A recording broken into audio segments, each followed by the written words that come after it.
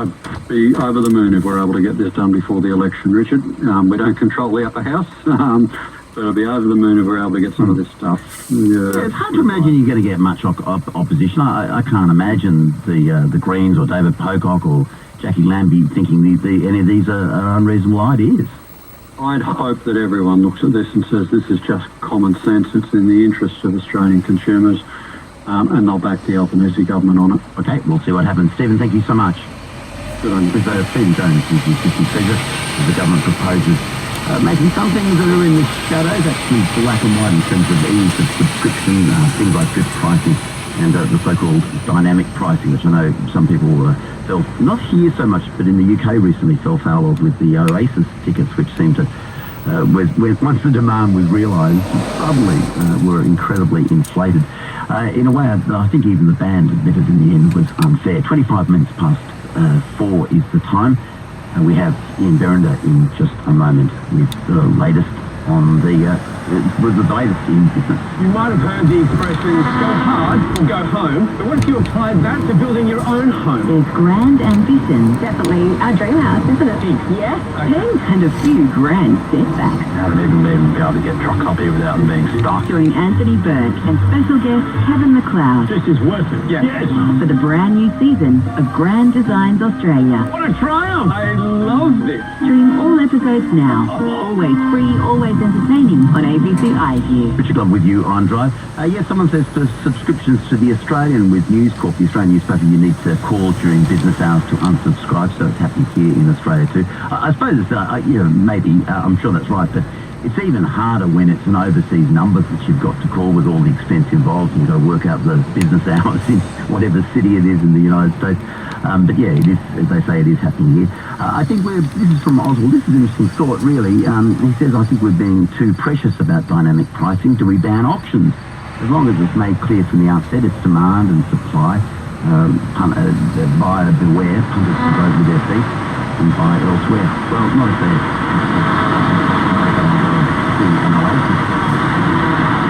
just wait for the Beatles to reform. I've blocked, this is a good idea actually, from Fee in Francis Forest. She says, I've blocked the supplier from using my card when it's too hard to unsubscribe. Because you can do that, I think, quite easily, especially if you've got one of the banking apps. You just go in and you say, well, that particular merchant can no longer extract a fee from my card. And sometimes it's as simple as just, pressing the block on your app, and that's it for them. And they can, of course, then stop sending you the product, but that's what you want to achieve after all. 1300 222 702 is the number. If you want to text 0467 922 702. Ian Berender is here, our ABC Chief Business Correspondent. Hi, Ian. G'day, Richard. How you doing? Good. Market is down today. Yes, up yesterday, down today. And look, both for the same reason, I guess. Yesterday's market, we were basically following on the footsteps of Wall Street, which was boosted by a big surge in technology stocks. That ran out of puff last night, so we're following them down today. The other big factor that's weighed on the market today, though, too, is oil prices. And oil prices have dropped quite sharply overnight. And really, despite this ongoing tension in the Middle East, in the US, oil prices dropped below $70 a barrel, and it's mostly based on the prospect of weaker demand out of China, because the Chinese economy is really not travelling particularly well. It's being gripped by deflationary forces, which it's desperately trying to fix with rate cuts and ongoing stimulus. But yes, our miners were down as well today. Banks were about the only thing that kept us afloat in any way. Now, data out tomorrow on unemployment and inflation data out in about a fortnight. Yeah, look, and both of these numbers are crucial to what strategy the Reserve Bank of Australia adopts towards the end of this year when it comes to rate cuts. Now, there's still some economists out there who think we could get a rate cut before Christmas. Others are thinking earlier in the new year. Either way, it's really a matter of weeks, I guess, when you boil it all down. But yeah, we've got the unemployment numbers that are out tomorrow. Now, our unemployment rate at the moment, it's been creeping up over the course of the past year. It's up to about 4.2%, which is way above the 3.5% low we saw last year. But even at 4.2%, it's still historically at very low levels. But still, the Reserve Bank won't want to see it jump too quickly. If it does, if we do get a big jump in unemployment in the next month or so, we will more likely see a rate cut before Christmas. But at this stage, the indications are that it'll probably continue to creep higher. Mind you, on inflation, if you're heavy enough on rate rises, you can kill it off. New Zealand's done it, haven't they? They have. They've killed inflation. They've slayed the beast while we're still battling. Unfortunately, another casualty was the overall economy, because they've killed the economy as well. The numbers out today, the inflation numbers, New Zealand inflation down to 2.2%. So that's way below where we are at the moment.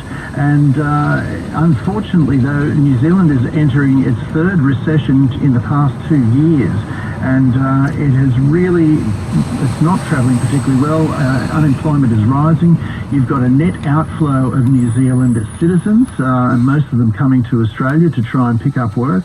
But still, there's this ideological debate within the economics community about what's worse. Do you kill inflation off and don't worry about the rest of the population and the fact that most of them, or a large proportion, won't have a job, or do you try and do what the Reserve Bank of Australia has done and limit the rate hikes and bring it down gradually, which is it's a real interesting divergence in strategy. But you attempt a soft landing, don't you? I mean, I know that's hard to achieve, but that should be the goal, shouldn't it?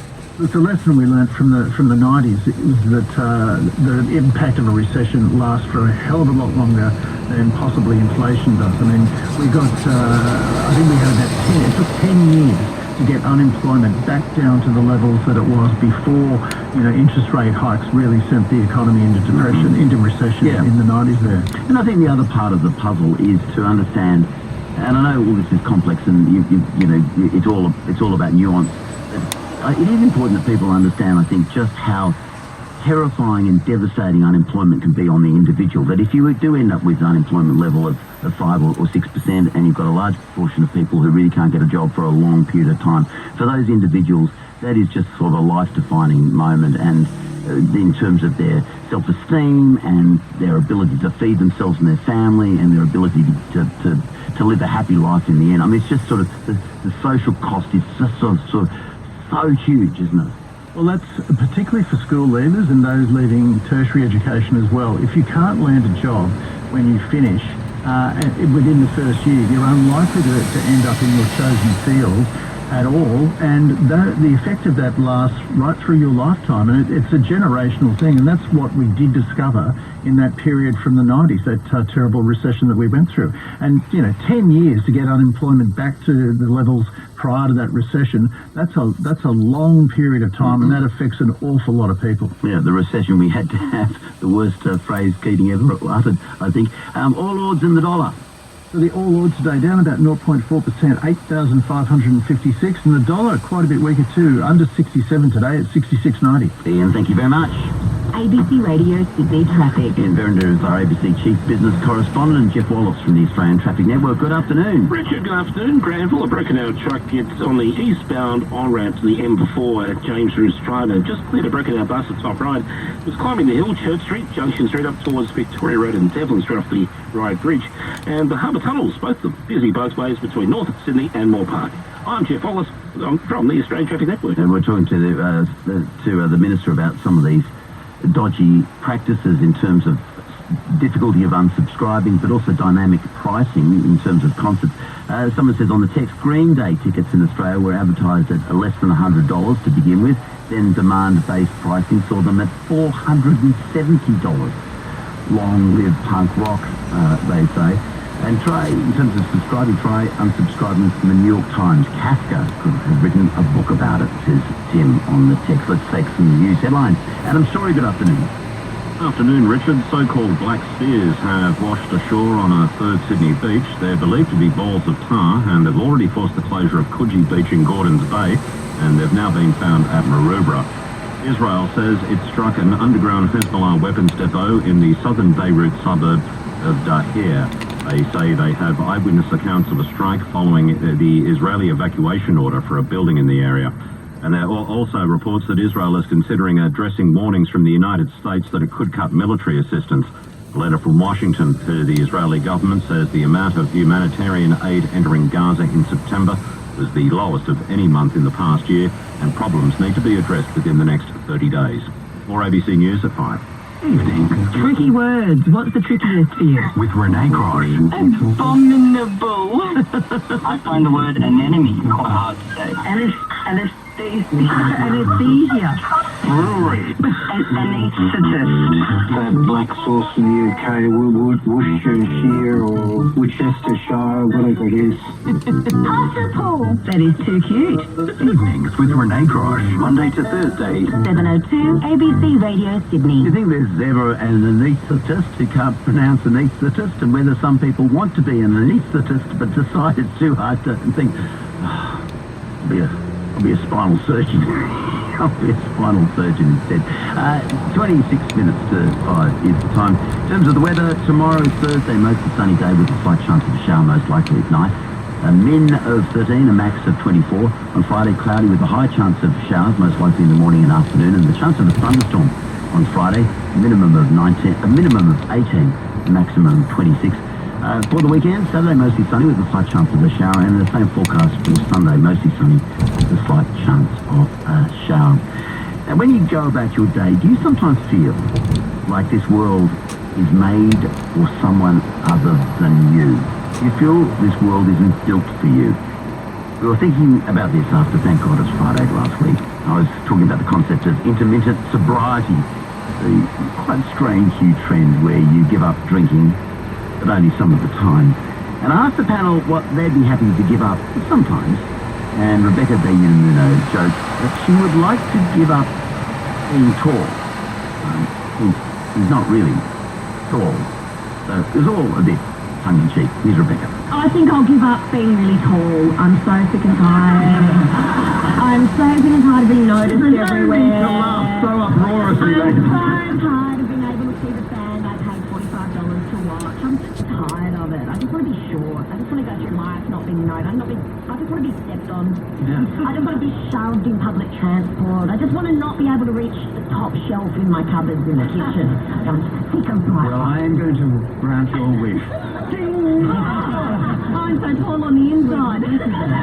Tall on the inside, that's Rebecca. Now, afterwards, Emma Crow, my producer, said, I know just what she means when she's here. You feel the world is not particularly short, but you still feel, nonetheless, the world is not built for you. I really, really understand where Beck is coming from, because I think she's probably a good few centimetres shorter than I am, and I feel it. So I really feel for Rebecca Junior. Like, she must feel it even more than I do. But when she was talking about the cupboards, I was just nodding furiously along, because there's been a bit of a renovation happened. We've moved to Parramatta. We've got these beautiful new spaces. And I go to try and get a glass out of the cupboard in the work kitchen, and there's none on the very first shelf of the cupboard. There's two cupboards above. I can't reach the second shelf. With the crockery in it. Cannot reach. So sometimes I'll be like, okay, I'll just have a glass of water out of a mug. I can't reach the glasses. And there's no steps to step on. And it happens all the time. It happens at home. Kitchen cabinet's too high. Sometimes we share, we stand up or sit down in the producer space here, and we have a tall colleague, Eva, who I sometimes have to stand with in the producer studio. And as a shorter person, you sort of feel like the taller person should be allowed to have the counter at their height, because we're typing and we're getting audio. So sometimes Can't either stand in a ditch. well, Can't we dig a hole and But sometimes, and I'm making it's not great for radio, but I'm sort of like holding my hands up sort of above my own head, pretending I'm typing. Like, it's like I feel like I'm a little kid at the big table often, because there's taller people around me, and I don't want to go, can you put it lower, because it feels like everybody else. Now, I think what's interesting about this is when you said it, I said, because my wife has told me very similar things about, and she chides me for putting the laundry powder in the top cupboard, because she can't reach it when she wants it. And you're both probably average height for women. I think I say I'm 5'4" in the old money, but I think I'm probably 5'3.5". So I think I'm something like 160. Yeah, but you're sort of... I'm 162 centimetres. It's pretty typical. I think I'm just a tiny bit shorter than your average Australian woman, and I do feel like okay, examples. sitting on a couch, sometimes my feet don't touch the ground. Like I sit on a couch. Yeah, and Deborah says this my too. legs Yeah. dangle like some little kid. That's quite normal. Yeah. My colleague Lyndall, who's a bit shorter than I am today, said the chairs at work, she'll put it on its lowest and her feet are still dangling, swinging in the air. So you're all quite normal height for Australian women. So here's the question: is the world built for men? It's built for someone taller. I think so. It's in fashion as well. So you go buy a pair of jeans; they're always too long. You can't get, you can't wear a lovely sort of maxi dress that drags on the ground. You buy a dress, and I'm not that short. You're listening to this? Do you feel that the world is not built for you? Maybe because you're slightly short. Maybe because you're slightly tall. Julia O'Shea also works with us. She's tall. Hi, Julia. Oh, Richard and Emma, hello. I'm coming to you from an elevation of 6 feet and 1 inch, so I hope you can hear me okay. Is the world also not built for you? Well, I hate to tell you, Emma, but life's actually really good up here. Look, I can speak to both perspectives. Can I tell you something about my standing desk situation at the ABC at the moment? We all have standing desks in this new universe, and I get a lot of attention for my sitting to standing ratio. I stand for most of the day, and I'm frequently applauded for my stamina. Like colleagues will say, wow, so impressive. There's like an implication that standing while working can be equated with productivity. So people say, you must be the most productive person at the ABC, etc., etc. And Richard, it's possible that Emma's also standing all day being super productive, but no one can tell.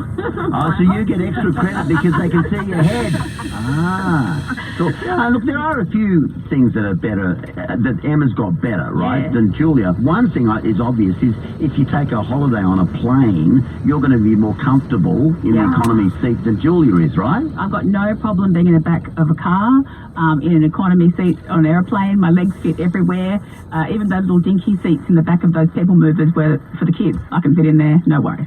Are there any? What are your we'll do upsides in a second. But what are your downsides for being tall, Julia?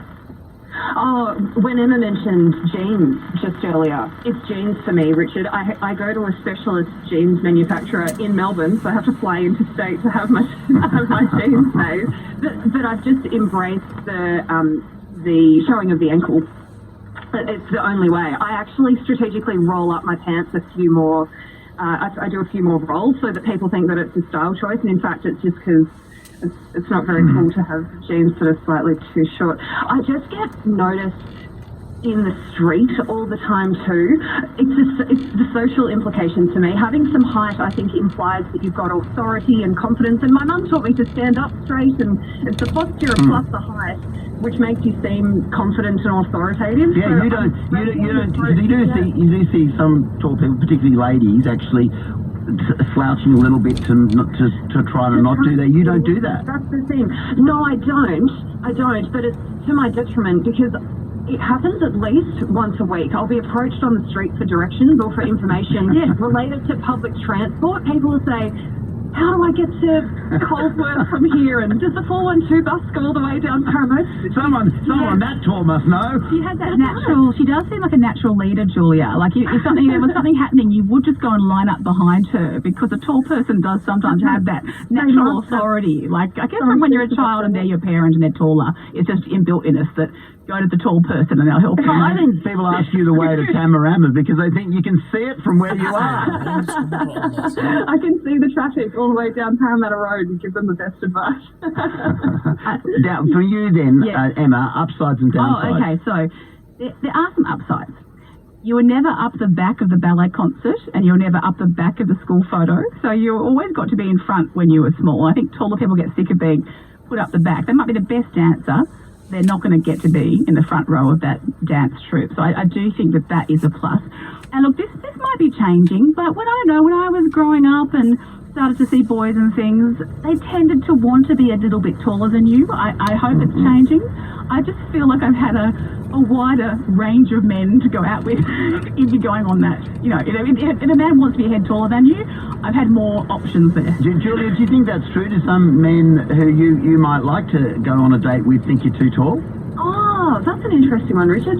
Not necessarily. No, I just rely on my charming person. And if I can give them a pat on the head, then to go over it.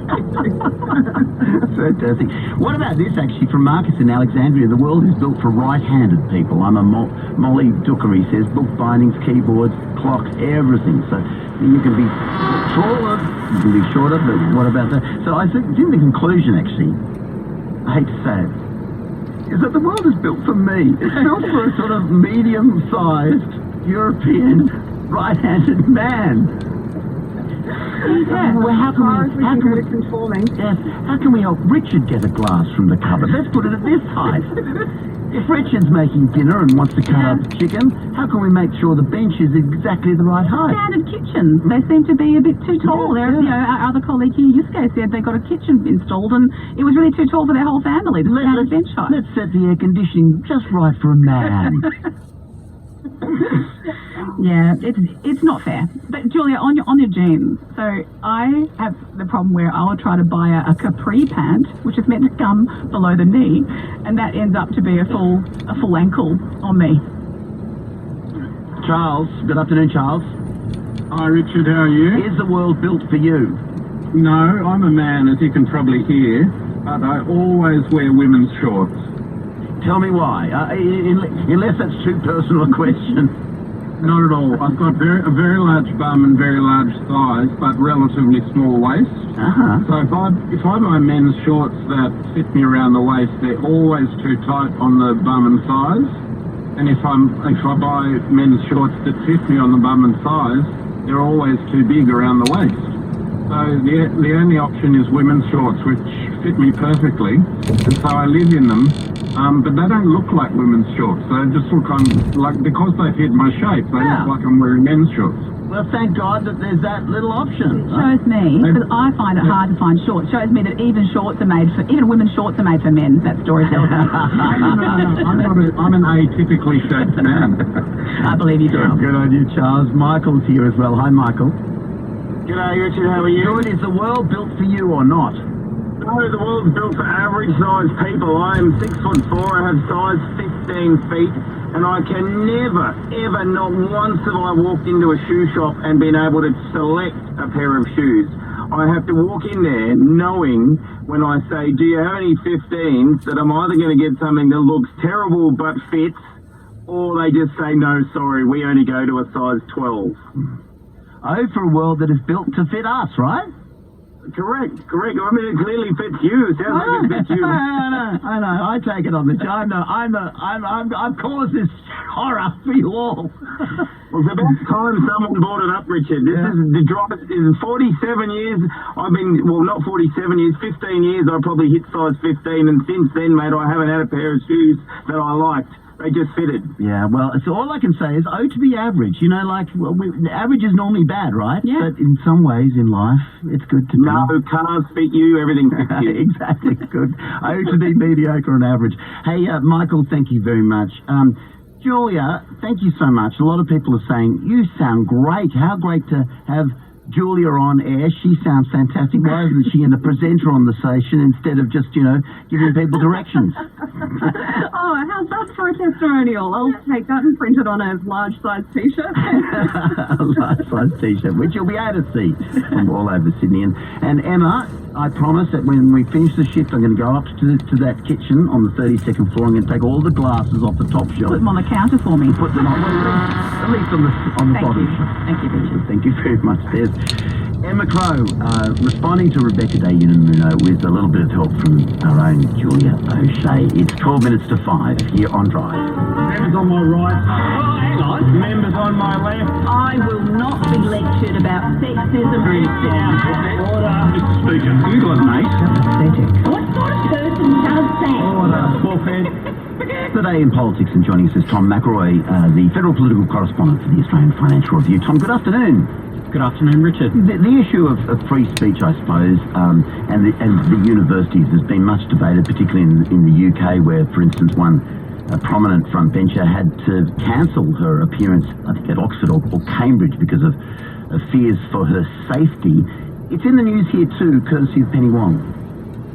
Yeah, that's right. The foreign minister was giving a speech when some pro-Palestine advocates interrupted quite noisily. The footage of this is quite amazing. She was speaking at the University of Tasmania on Tuesday night, talking about humanitarian policy, and restated the government's strongly advocated view that there should be ceasefires in Gaza and Lebanon, but pretty quickly got shouted down by hecklers in the audience. Anyone that's been in a press conference and asked Penny Wong a question that she doesn't want to get into has seen this same expression. There was visible frustration on Penny Wong's face. There were various interjections, people screaming out that Australia's political leaders needed to show more backbone and that international law was under attack in the Middle East crisis. Wong temporarily stepped away from the podium while the interjections continued, and a moderator asked people to be respectful, asked the people interrupting the speech to leave. It was pretty extraordinary. Penny Wong took the view that she couldn't finish the speech. I think it shows the politics of the Middle East war heating up for the government. I think there's real frustration from people who feel that Australia isn't doing enough to try and persuade Israel to stop its military activity in the Palestinian territories and in Lebanon.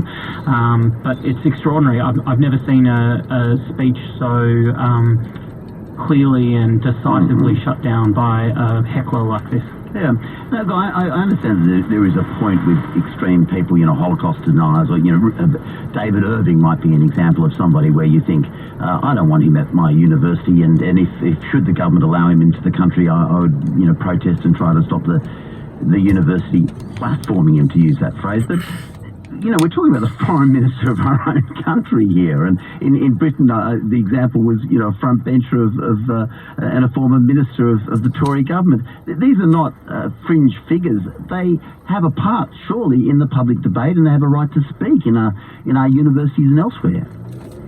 Yeah, I feel a little bit unsure about exactly what to say to that, Richard. I think people obviously have the right to protest, especially something as important as the protection of innocent human life, and some of the pictures out of Gaza in the past 24 and 48 hours have been extremely horrific.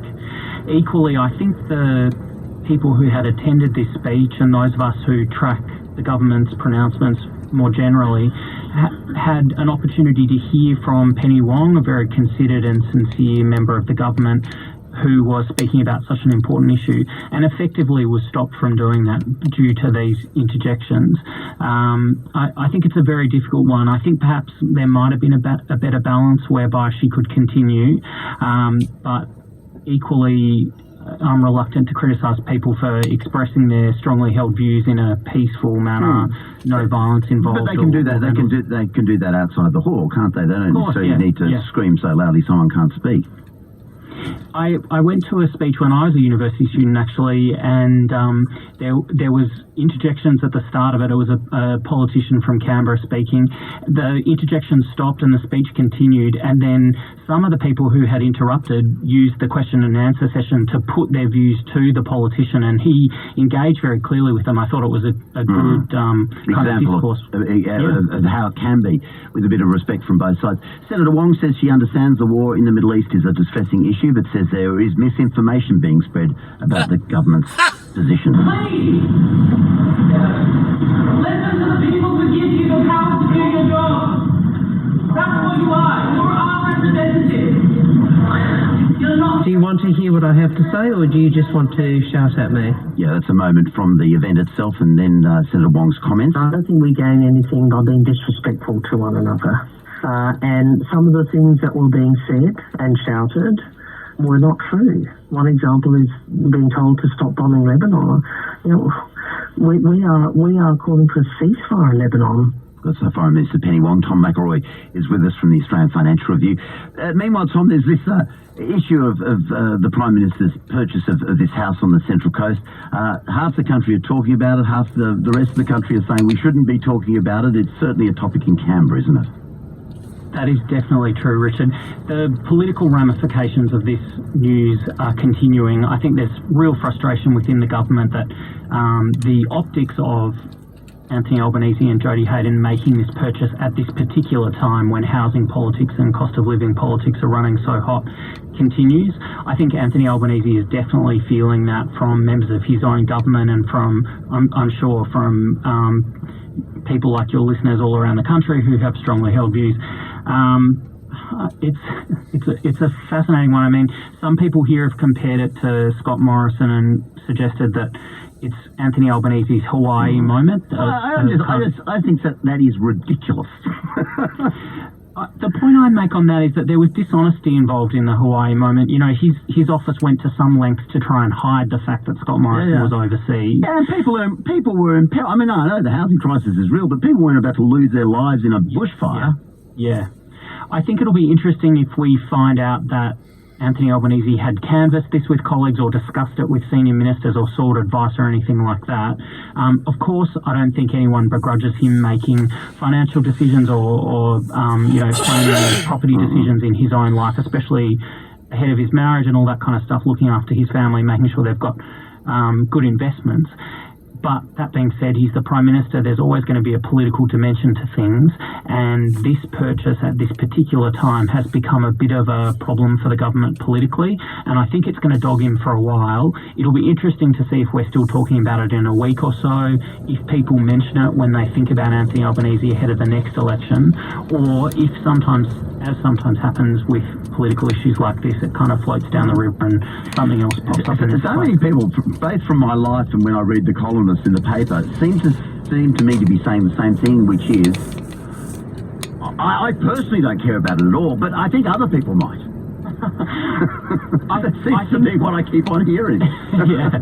I mean, property is such a fundamental thing in Australian culture, right? Being able to have a nice place to go on holidays or go for a long weekend or something is a real privilege, and especially when a lot of people are having difficulty either affording their primary residence or being able to get somewhere to live or somewhere to rent. It's his own money, and it's not like he's the richest person in Parliament. We never had a problem we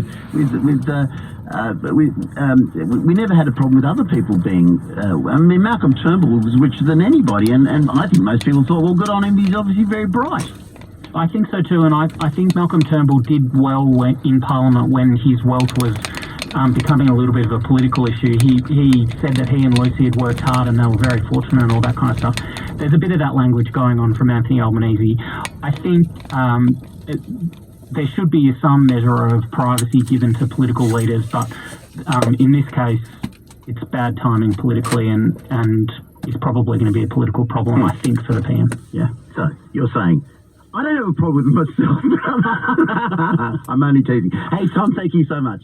Thanks a lot, Richard. Tom McElroy is the AFR's Federal Political Correspondent.